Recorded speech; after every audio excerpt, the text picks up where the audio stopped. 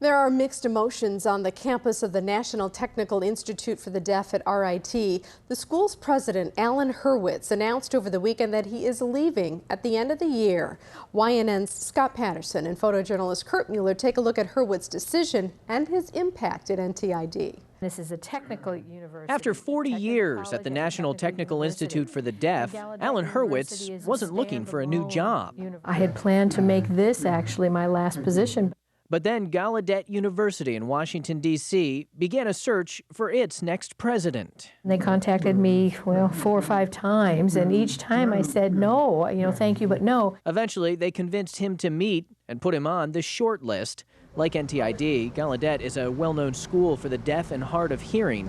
But NTID is a technical university and one of 8 colleges that make up the larger RIT. Gallaudet University is a standalone university, and it is primarily and a premier liberal arts university. Over the weekend, Hurwitz and his wife were introduced to the Gallaudet community. Everyone stood up and was applauding, and we were just so touched. Especially after Gallaudet's previous searches. In 2006, students, faculty, and alumni staged campus protests about a presidential choice. In 1988, protesters formed the Deaf President Now movement after numerous presidents who were not deaf.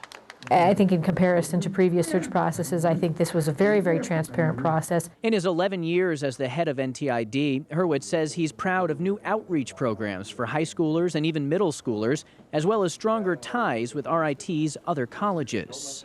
That allow our students to be able to get a solid foundation to prepare themselves for their baccalaureate studies. Hurwitz says another one of his major accomplishments is this Student Development Center. It's not just a place for academics, but also social development, everything from this coffee bar to all kinds of student activities.